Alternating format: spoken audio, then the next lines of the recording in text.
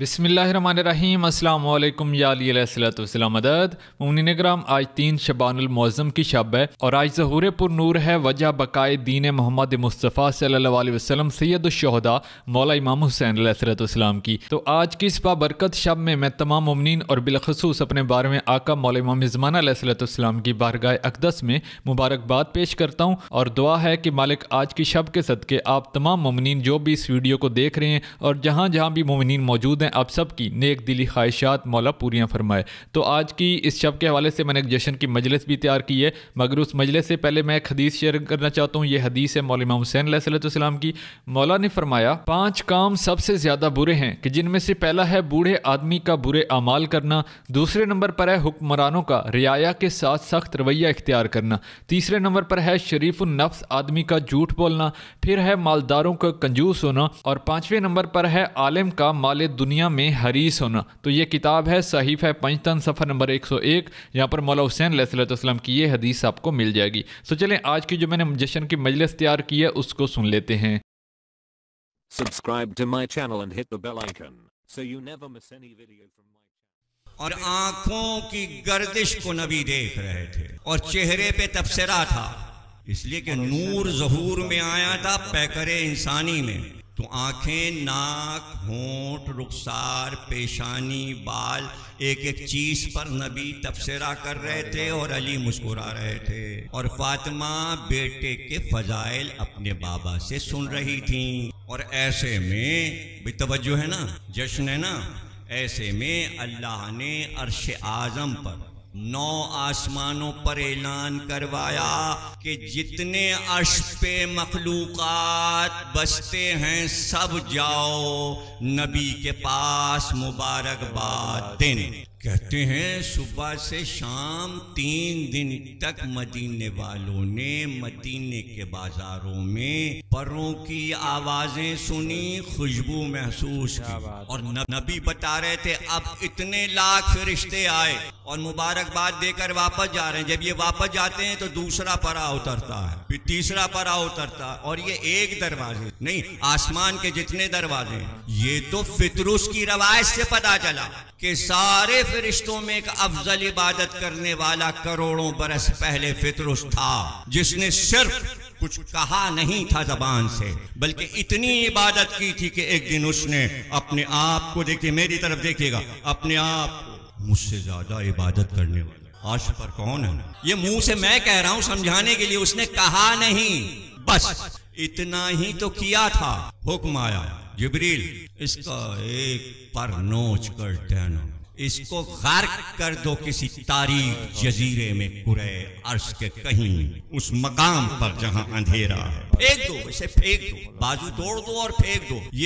ये कैसे ख्याल आया, ये ख्याल कैसे आया? देखिए इसमें अगर मैं मसले में उलझूंगा तो गुरूर सबसे पहले इबादत पे पैदा होता है। यही तो शैतान को हो गया था, बस इबादत वही ताहिर और पाकीज़ा है जिसमें गुरूर ना आए। इसीलिए गम हुसैन को ऐसी इबादत बनाया कि पीठ डालते हैं फिर भी गुरूर नहीं है। जंजीरें लगा ली, कमाएं लगा ली, सर फाड़ लिया, मगर मैंने नहीं देखा कि किसी ने गुरूर किया हो रोने पर।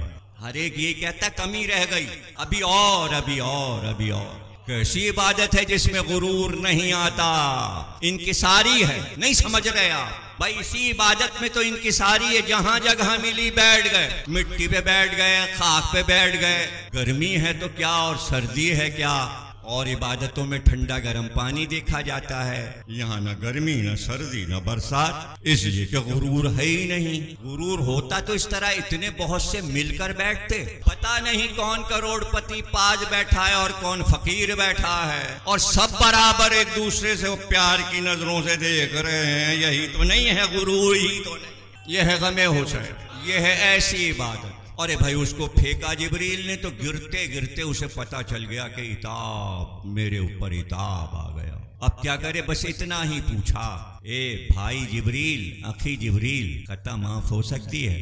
परवरदिगार से पूछो खता माफ हो सकती है? जिब्रील ने कहा हाँ। परवरदिगार कहता है अब तेरी खताओं की माफी का दिन कयामत के दिन आएगा। उस दिन हिसाब किताब होगा, जब सबका होगा तो तेरा भी होगा। اس نے گھبرا کے پوچھا کہ میں تو تاریک پورے میں گرفتار ہو جاؤں گا، اندھیرے میں، مجھے کیسے پتا چلے گا کہ قیامت آ گئی؟ جبریل نے کہا پروردگار یہ کہتا ہے جس دن آسمان کے سارے دروازے کھل جائیں سمجھ جانا کہ قیامت آ گئی، اور فرشتے اترنے لگیں زمین کی طرف، ہر دروازے سے کروڑوں فرشتے اترتے چلے جائیں، سمجھ جانا قیامت آ گئی۔ اس دن سے لاکھوں برس بس وہ صرف عرش کی جانب دیکھتا رہا۔ اب کامی کیا تھا؟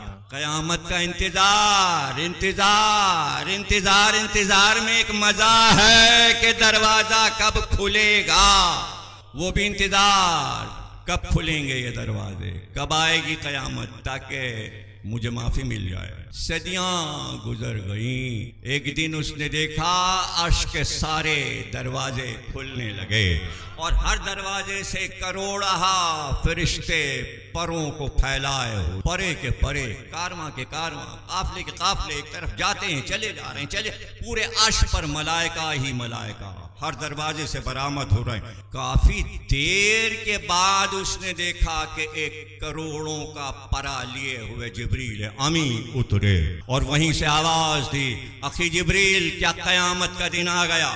کا کیسے پہچانا؟ کا تم ہی نے تو کہا تھا عرش کے دروازے جس دن کھل جائیں سمجھ جانا قیامت کا دن آ گیا، اور فرشتے عرش سے فرش کی طرف اترنے لگے۔ تو آج تو میں دیکھ رہا ہوں کہ صبح سے سارے فرشتے عرش سے فرش کی طرف کہیں جا رہے ہیں، قیامت کا دن آ گیا، میری معافی کا دن آ گیا۔ جبریل نے کہا نہیں، ابھی قیامت کا دن نہیں آیا، یہ عرش کے دروازے تو اس لیے کھولے گئے ہیں اور یہ فرشتے اس لیے اتر رہے ہیں کہ نبی آخر کے یہاں چھوٹا نواسا پیدا ہوا ہے، اس کی مبارکباد کو ہم سب جا رہے ہیں، ہم سب مبارکباد کے لیے جا رہے ہیں۔ پطرس نے کہا اخی احسان کرو، مجھے بھی ساتھ لے لو۔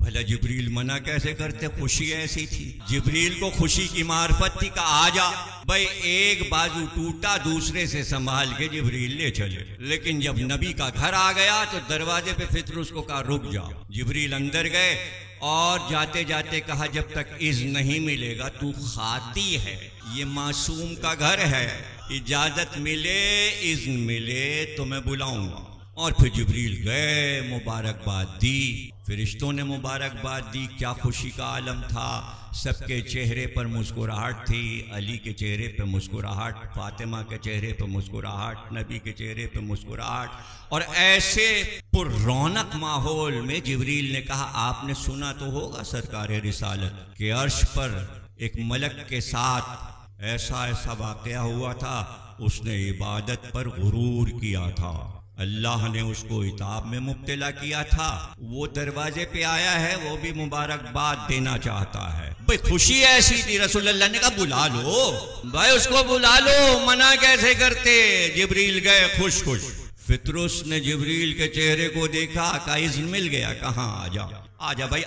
اب ایک ایک لمحہ جو میں کہوں گا نا وہ آپ کی نظر میری طرف سے ہٹے نا، ورنہ بات سمجھ میں نہیں آئے گی۔ بس جب آ رہا تھا پطرس، اندر داخل ہو رہا تھا، وہی وقت تھا کہ نبی نے حسین کو جھولے سے اٹھا لیا تھا۔ یہ دیکھیے یہ صبح سے ہو رہا تھا کہ نبی گود میں اٹھاتے تھے اور ٹہلتے تھے، پیار کرتے تھے، پھر سو جاتے، پھر جھولے میں رکھ دیتے، پھر دیکھتے ذرا سا چوکے، پھر دوڑ کے اٹھا لیتے، پھر پیار کرتے اور پھر ٹہلنے لگتے۔ اب یہ پتہ نہیں کون سی باری تھی کہ اسی وقت حسین کو، کیوں نہ کہوں یہ میں تاریخ میں تو نہیں ہے، دل چاہتا ہے کہہ دوں، حسین کو خبر ہو گئی کہ کوئی سائل دروازے پر، بھئی چوکے ہیں، ان کے چوکنے پر نبی نے گود میں اٹھایا اور اب گود سے سینے سے لپٹائے ہیں۔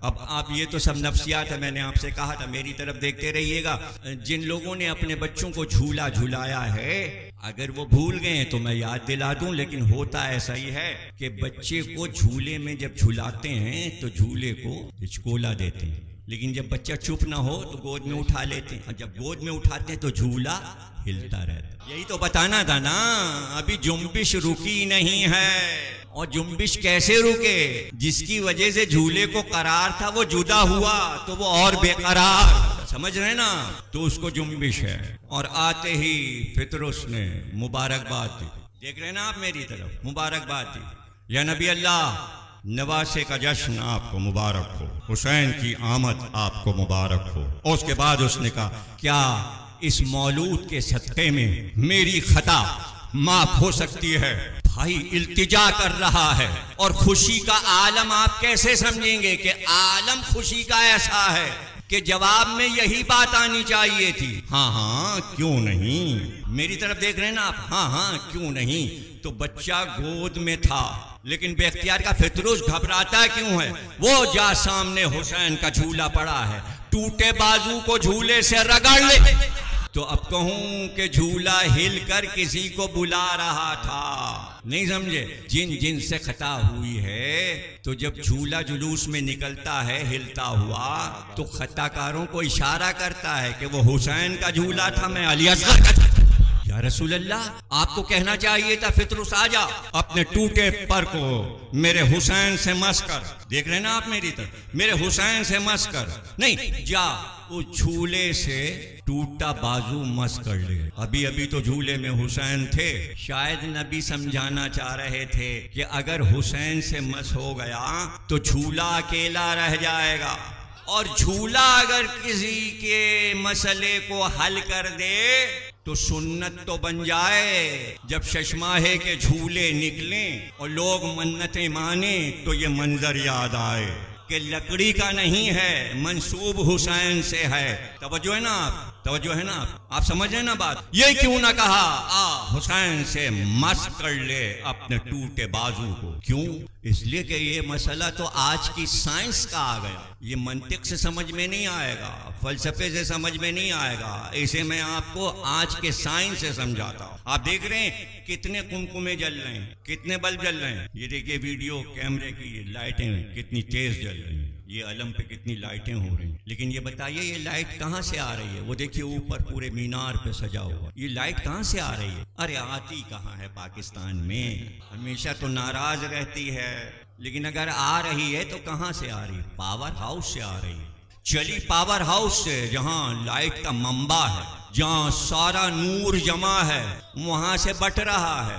تو آپ کے یہ یہاں مزار پہ کیسے آ گئی؟ ان کا دیکھیے وہ کٹ آؤٹ لگا ہوا ہے، اگر فیوز ہو جائے تو کٹ آؤٹ نکالتے ہیں، اس میں ایک باریک تار ترچھا سا لگا ہوتا ہے، جب وہ جل جائے تو لائٹ چلی جاتی ہے۔ اتنے باریک تار سے اتنی بہت سی لائٹ، اتنا باریک کٹ آؤٹ کا تار اور اتنی لائٹ کا نہیں، اگر یہ باریک تار نہ ہو اور ایک دم سے منبع سے ساری لائٹ آ جائے تو بھگ سے یہ سارے بلب اڑ جائیں گے، یہ بلب پھٹ جائیں گے۔ جتنی کی ضرورت ہے اتنی بلب میں جا رہی ہے، ٹیوب لائٹ میں جا رہی اس باریک تار سے، یعنی بہت کم ضرورت ہے، اگر زیادہ ہو جائے تو بمباٹ ہو جائے۔ حسین منبع نور تھے، اگر کہہ دیتے آ حسین سے آ کے مس کر لے تو فرشتہ فنا ہو جائے۔